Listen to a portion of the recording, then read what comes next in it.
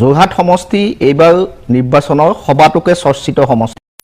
ইয়াত প্ৰতিদ্বন্দ্বিতা আগবঢ়াইছে যোৰহাট সমষ্টিৰ লোকসভাৰ সাংসদ গৌৰৱ গগৈ। ইতিমধ্যে তেওঁ অসম প্ৰদেশ কংগ্ৰেছ কমিটিৰো সভাপতি। প্ৰকৃততে গৌৰৱ গগৈ যোৰহাটৰ ৰাজনীতিত প্ৰাসংগিক হৈ উঠে হঠাৎ 2024 চনৰ যিটো নিৰ্বাচন লোকসভা নিৰ্বাচন অনুষ্ঠিত হৈছিলে সেই বিজেপিৰ সপক্ষে প্ৰবল ঢৌ আছিলে। তাৰ মাজতো যোৰহাট লোকসভা সমষ্টিটোত গৌৰৱ গগৈ জিকি আহিবলৈ সক্ষম হয়। যেতিয়া চাৰু চাইডে কংগ্ৰেছৰ বিপৰ্যয় চলিছিলে সেই সময়ত 2024 চনত গৌৰৱ গগৈ যোৰহাটৰ সাংসদ হোৱাৰ লগে লগে যোৰহাটৰ ৰাজনীতিত গৌৰৱ গগৈ প্ৰাসংগিক হৈ পৰে। তাৰ মূলত কাৰণ আছিল তেখেতৰ পিতৃ প্ৰয়াত মুখ্যমন্ত্ৰী যোৰহাটৰ সৈতে থকা আন্তৰিক সম্পৰ্ক, তেওঁ কৰ্মভূমি গৃহভূমি আৰু যোৰহাটৰ পৰাই তেওঁ ৰাজনৈতিক পৰিক্ৰমা আৰম্ভ কৰিছিলে তেওঁৰ পিতৃয়ে। কিন্তু গৌৰৱ গগৈয়ে যদিও কলিয়াবৰৰ সাংসদ হোৱাৰ পিছত দ্বিতীয়বাৰৰ বাবেহে যোৰহাট সমষ্টিৰ পৰা প্ৰতিদ্বন্দ্বিতা কৰি জয়লাভ কৰাৰ লগে লগে যোৰহাট সমষ্টিত গৌৰৱ গগৈ শক্তিশালী স্থিতি দেখা গ'ল। তাৰপিছত এই বিধানসভা নিৰ্বাচনৰ পূৰ্বে যেতিয়া গৌৰৱ গগৈক প্ৰদেশ কংগ্ৰেছৰ দায়িত্ব বা ৰাজ্যখনৰ গোটেই কংগ্ৰেছৰ নিৰ্বাচনী বৈতৰণি পাৰ কৰাৰ যিটো দায়িত্ব গৌৰৱ গগৈৰ কান্ধত অৰ্পণ কৰা হ'ল, তেতিয়া দেখা গ'ল তেওঁ যেতিয়া যোৰহাট সমষ্টিৰ প্ৰাৰ্থীৰূপে প্ৰতিদ্বন্দ্বিতা আগবঢ়ালে লগে লগে এটা আকৰ্ষণৰ কেন্দ্ৰবিন্দু হৈ উঠিল।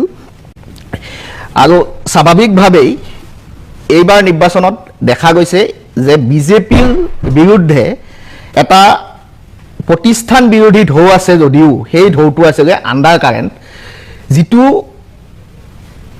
বাহ্যিক প্ৰকাশ হৈ কিন্তু বিজেপিৰ বিভিন্ন ধৰণৰ পদক্ষেপৰ বিৰুদ্ধে এটা বিশেষকৈ সামগ্ৰিকভাৱে সমগ্ৰ অসমতেই শিক্ষিত সমাজত এটা বিজেপিৰ বিৰুদ্ধে আণ্ডাৰ কাৰেণ্ট প্ৰতিষ্ঠান বিৰোধী ঢৌ আছিল।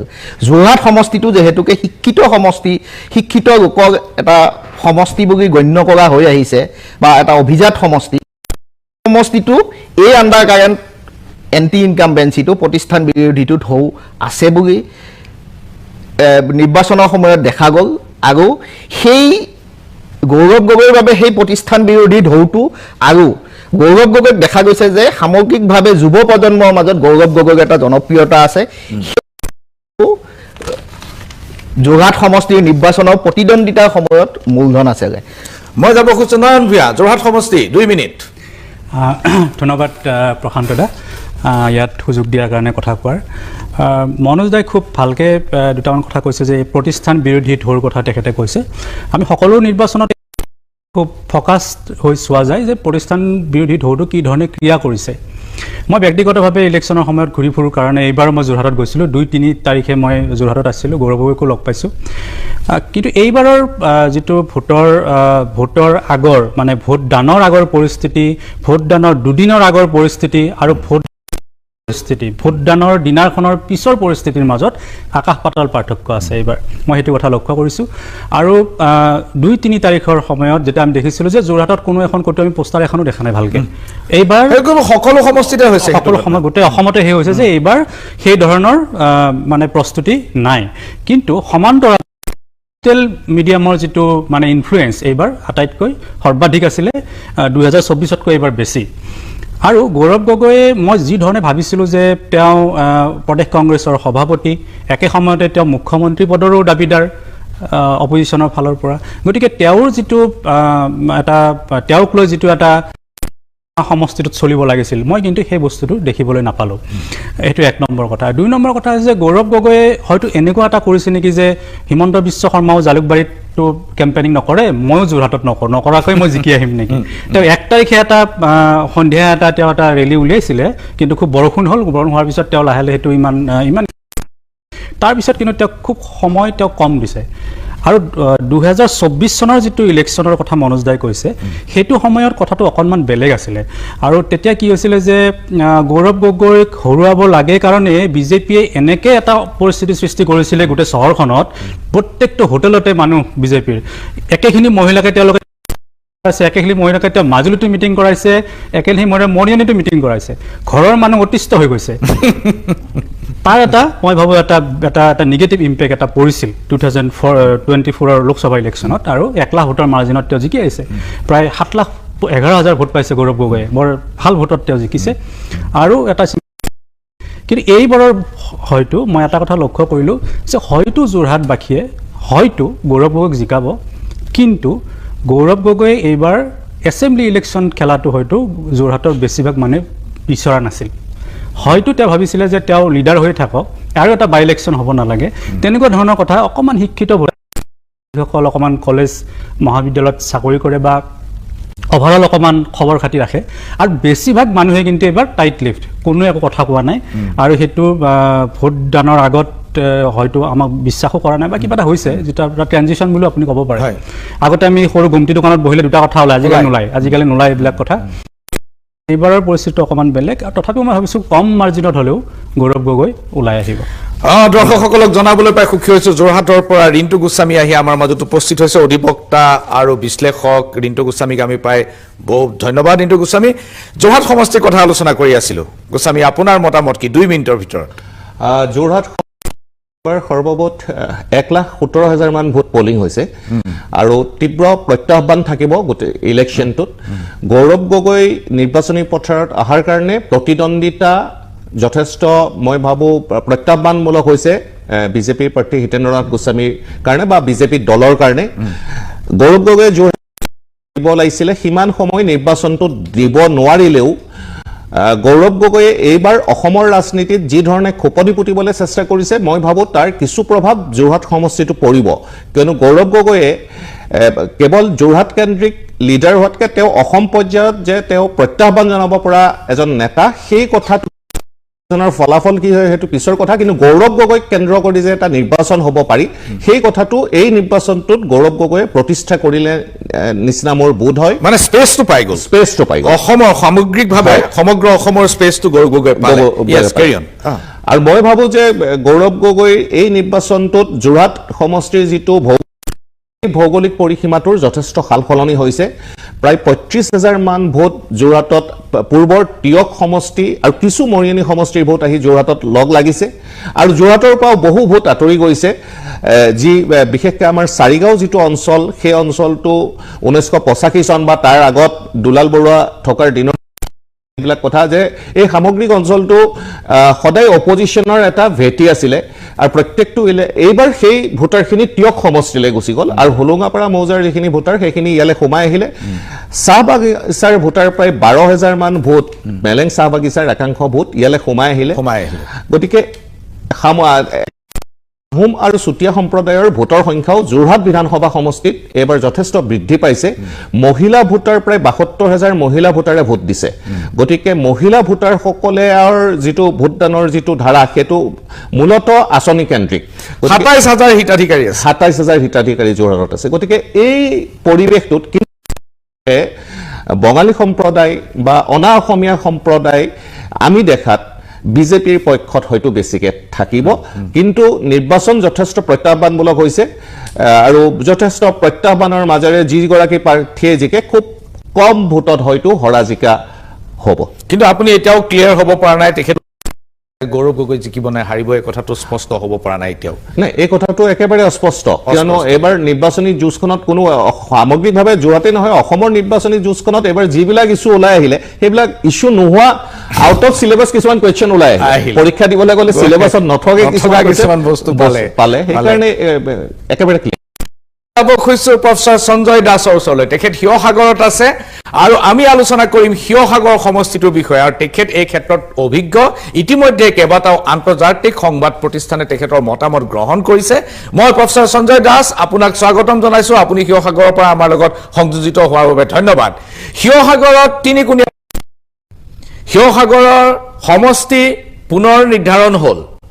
আগৰ সমষ্টিৰ এতিয়া ৰেখাবিলাক বেলেগ বেলেগ হৈ গ'ল, সীমাৰেখা বেলেগ বেলেগ হৈ গ'ল। শিৱসাগৰত অখিল গগৈ বনাম কুশল দুৱৰী বনাম প্ৰদীপ হাজৰিকা, এই তিনিজনেই মূল প্ৰাৰ্থী যাৰ মাজত প্ৰতিদ্বন্দ্বিতা হ'ব। ইয়াৰ ভিতৰত প্ৰথম স্থানত কোন থাকিব পাৰে প্ৰফেচৰ দাস? হয়, ধন্যবাদ প্ৰশান্ত দাদা।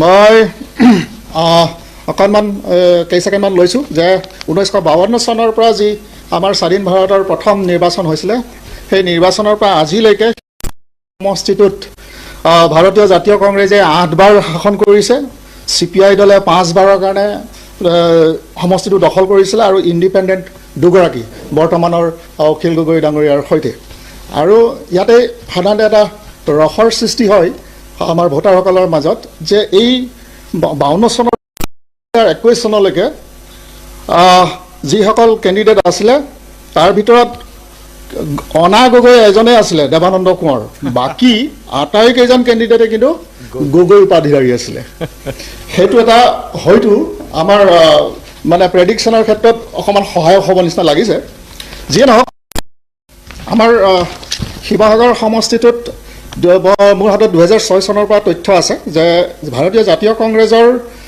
যিটো ভোটাৰ শ্বেয়াৰিং সেইটো 45% 2006ত আছিলে 11ত 47.5 আছিলে 2016ত যেতিয়া প্ৰবল ঢৌ আহিছিলে বিজেপিৰ তেতিয়াও 42 আছিলে আৰু 2021 চনত ভাৰতীয় জাতীয় কংগ্ৰেছৰ ভোট শ্বেয়াৰিং 15.6 এতিয়া আটাইতকৈ মানে গুৰুত্বপূৰ্ণ কথাটো হ'ল 2021 চনত শুভমিত্ৰ গগৈয়ে 15.6% লাভ কৰাৰ বিপৰীতে সুৰভি ৰাজকুমাৰী ডাঙৰীয়ানে 36.7 আৰু অবিশ্বাস্যভাৱে ৰাইজৰ দলৰ প্ৰাৰ্থী অখিল গগৈ ডাঙৰীয়াই 46.3% ভোট লাভ কৰি পেলাই আমাৰ সন্মানীয় শিৱসাগৰ বিধানসভা সমষ্টিটো দখল কৰিছিল আৰু সেইটো অপ্ৰত্যাশিত এই কাৰণে কোৱা হৈছিলে যে সমূহ ৰাইজেই আমাৰ ৰাইজৰ দলৰ প্ৰাৰ্থীৰ কাৰণে কেনভাছ কৰিছিলে ভোটৰ মাজত কিন্তু এইবাৰ 2026 চনত য'ত 82.36% ভোটদান হৈছে শিৱসাগৰ সমষ্টিটোত ৰাইজৰ দলৰ কেণ্ডিডেটগৰাকীয়েও আপ্ৰাণ চেষ্টা চলাইছে কিন্তু যোগাত্মক দিশ এইটো হ'ল যে বিৰোধী ঐক্যমঞ্চৰ যেটো জোটবন্ধন সেই বিৰোধী ঐক্যমঞ্চৰ জোটবন্ধনে দিলে যে 2021 চনৰ শুভমিত্ৰ গগৈৰ 15.6% আৰু ৰাইজৰ দলে নিজাববীয়াকৈ লাভ কৰা 46.3% ভোটৰ সমৰ্থন পুষ্ট বুলি আমাৰ প্ৰাৰ্থীগৰাকীয়ে বিশ্বাস কৰে আৰু তাৰ বিপৰীতে NDA মিত্ৰজোঁটৰ যি প্ৰাৰ্থিত্ব সেই প্ৰাৰ্থিত্ব প্ৰক্ষেপণৰ প্ৰক্ৰিয়াটোৱে কিন্তু ভোটাৰ ৰাইজৰ মাজত কিছু আউল লগোৱা দেখা গৈছিল কাৰণ দুয়োগৰাকী কেণ্ডিডেটকেই প্ৰাৰ্থীকেই NDA মিত্ৰজোঁটে আনুষ্ঠানিকভাৱে প্ৰক্ষেপ কৰিছিল আৰু সেই প্ৰক্ষেপণত কি হ'ল যে প্ৰদীপ হাজৰিকা ডাঙৰীয়াই এই যি অগপৰ ফালৰ পৰা তেওঁ প্ৰাৰ্থিত্ব লাভ কৰিছিল পূৰ্বৰ আমগুৰি যিটো সমষ্টি আছিলে তাতে 13টা সমষ্টি শিৱসাগৰ সমষ্টিত অন্তৰ্ভুক্ত হৈ আছিলে আৰু ইয়াৰ বিপৰীতে কুশল দুৱৰী ডাঙৰীয়াই বিজেপিৰ পৰা যেতিয়া প্ৰাৰ্থিত্ব লাভ কৰিছিলে তেওঁৰ অধীনত 14টা গাঁও পঞ্চায়ত শিৱসাগৰ সমষ্টিত আছিল তাৰমানে মই ক'ব খুজিছোঁ যে প্ৰদীপ হাজৰিকা পূৰ্বৰ 13টা গাঁও পঞ্চায়ত সমষ্টি তেওঁৰ চিনাকি হৈ আছিলে আৰু কুশল দুৱৰী ডাঙৰীয়াই 14টা গাঁও পঞ্চায়ত সমষ্টি তেওঁৰ অধীনত ৰাখিছিলে কিয়নো কুশল দুৱৰী ডাঙৰীয়াই বিগত কেইবা বছৰ ধৰি এই সমষ্টিটোত যথেষ্ট মানে কাম কাজ কৰা দেখা পোৱা গৈছিল এতিয়া সমস্যা হৈছে কি পৰিসংখ্যাৰ ছবিখনৰ মতে চাবলৈ গ'লে বিৰোধী ঐক্যমঞ্চৰ প্ৰাৰ্থীগৰাকী ফ্ৰণ্ট ফুটত আছে কিন্তু এই কথাটো আমি নাভাবিলে নহ'ব যে NDA মিত্ৰজোঁটে যিটো বন্ধুত্বমূলক প্ৰতিদ্বন্দ্বিতা আগবঢ়াইছে তাৰ অন্তৰ্নিহিত কৌশলেও কিন্তু প্ৰতিক্ৰিয়া দেখুৱাব পাৰে এইখিনিয়ে মই অপেনিং ৰিমাৰ্কছ হিচাপে প্ৰসংগটা মই আগবঢ়ালোঁ বহুত ধন্যবাদ সঞ্জয় দাস এইখিনিতে লৈছোঁ ক্ষণিক সময়ৰ বাণিজ্যিক বিৰতি চাই থাকিব মেজমেল পুনৰ ঘূৰি আহিছোঁ মেজমেলৰ মজিয়ালৈ আমি আলোচনা কৰি আছোঁ ইতিমধ্যে প্ৰফেচাৰ সঞ্জয় দাসে শিৱসাগৰ সমষ্টি আঁত ধৰিলে 1 মিনিট সকলোৱে পাব মনোজ নাথ শিৱসাগৰ সমষ্টি আপোনাৰ পৰ্যবেক্ষণ শিৱসাগৰ সমষ্টিটোত এইবাৰ আটাইতকৈ ডাঙৰ কথাটো হৈছে যে ভোটাৰসকল বিভ্ৰান্ত হৈছে যে NDA প্ৰাৰ্থী কেন্দ্ৰিক খেলি মেলি গৈ কাৰণ NDA বিজেপি মিত্ৰজোঁটে একমাত্ৰ শিৱসাগৰ সমষ্টিটোতেই বন্ধুত্বপূৰ্ণ প্ৰতিদ্বন্দ্বিতা কৰিলে যিটো কাৰণে বিজেপিৰ কৰ্মীসকল একেবাৰে প্ৰস্তুত নাছিলে দ্বিতীয় কথাটো হৈছে আমগুৰি সমষ্টিটো আহি শিৱসাগৰৰ গগগাগি যোৱাৰ লগে লগে আধা গগগাগি যোৱাৰ লগে লগে তাত এটা বিজেপি আৰু অগপ কেন্দ্ৰিক এটা সংঘাত তাৰ মাজত চলি আছিলে যিটো কিছু সুবিধা হয়তো অখিল গগৈয়ে পাৰে কিন্তু এটা অখিল গগৈৰ কাৰণে এইবাৰ এটা নেতিবাচক কথা হৈ আছে যিটো সমষ্টিত যোৱাবাৰ তেখেতে যিখিনি পঞ্চায়তত যথেষ্ট ভাল ফলাফল কৰিবলৈ সক্ষম হৈছিল তাৰে বহুত কেইটা পঞ্চায়ত নাজিৰা সমষ্টি আৰু মাহমৰা সমষ্টিত লগ লাগি গ'ল। কাট খাই গৈছে। আচ্ছা মই যাব খুজিছোঁ নয়ন ভূঞা 1 মিনিট।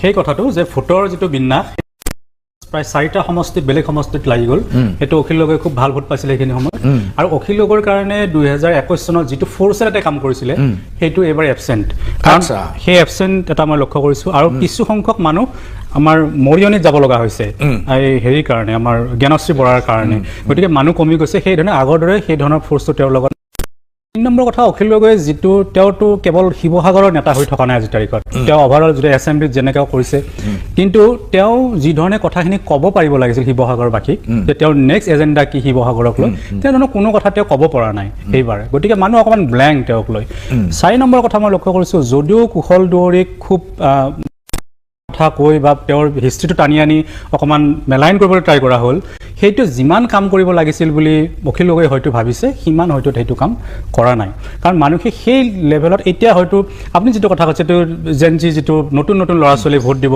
সেই আজিৰ পৰা 25 বছৰ আগৰ যিটো পৰিস্থিতি শিৱসাগৰৰ সেই সেইটো ইমাজিন কৰিব পৰা নাই নতুন ভোটাৰে গতিকে হাজাৰ কথা ক'লেও সেই বস্তুটো হয়তো মই ভাবোঁ খুব ডাঙৰ ক্ৰিয়া নকৰে আৰু সেইটো খুব সহায় নকৰে অখিল গগৈকে। ৰিন্তু গোস্বামী 1 মিনিট শিৱসাগৰ সমষ্টিত এবাৰ প্ৰত্যেকজন যিকেইগৰাকী প্ৰাৰ্থীকে সকলোৱে ভোট পাব ভোটৰ বিভাজন কেনেধৰণে হ'ব তাৰ ৰিজাল্টটো ডিপেণ্ড কৰিব আৰু শিৱসাগৰত শাসকীয় দলে এটা ষ্ট্ৰেটেজিকেল এটা কথা কৰিছে যে আহোম ভোটৰ মাজত বিভাজন কৰিব পাৰি নেকি আৰু আহোম ভোটাৰৰ মাজত বিভাজনৰ জৰিয়তে মানে অখিল গগৈ আৰু কুশল দুৱৰীৰ মাজত আহোম ভোটাৰৰ বিভাজন হ'ব বুলি হয়তো ধৰি লোৱা হৈছে আৰু তাৰ সুবিধাটো কৰবাত নহয় কৰবাত পাব নেকি কিন্তু প্ৰতিভা হাজৰিকাই আমগুৰি কেন্দ্ৰিক যিখিনি ভোটাৰ আছে সেই ভোটাৰখিনিৰ মাজত হয়তো যথেষ্ট ভাল কৰিব কিন্তু শিৱসাগৰ সমষ্টিৰ মাজলৈ প্ৰতিভা হাজৰিকা যি ধৰণে সোমাই যাব লাগিছিল সেই ধৰণে সোমাই যাব নোৱাৰিলে আৰু অখিল গগৈয়েও ভোটাৰক যেনেকৈ কানেক্ট কৰিব লাগিছিলে বিগত 5 বছৰত শিৱসাগৰৰ বিভিন্ন মানুহৰ লগত মই কথা পাতি দেখিছোঁ তেওঁলোকৰ লগত যিটো গঢ়ি তুলিব লাগিছিলে কৰবাত নহয় কৰবাত অখিল গগৈ কিন্তু ফেইল হৈছে কিন্তু সেই ব্যৰ্থতা তেনেকুৱা ধৰণৰ ব্যৰ্থতা বহুতবোৰ প্ৰাৰ্থী আছে বহুত তৎসত্ত্বেও তেওঁলোকে কিন্তু জিকাৰ ক্ষেত্ৰত আশাবাদী অখিল গগৈয়ে সেইটো আশা কৰিব পাৰে নে নোৱাৰে মই ডেফিনেটলি ভাবোঁ এডভান্টেজটোতে অখিল গগৈ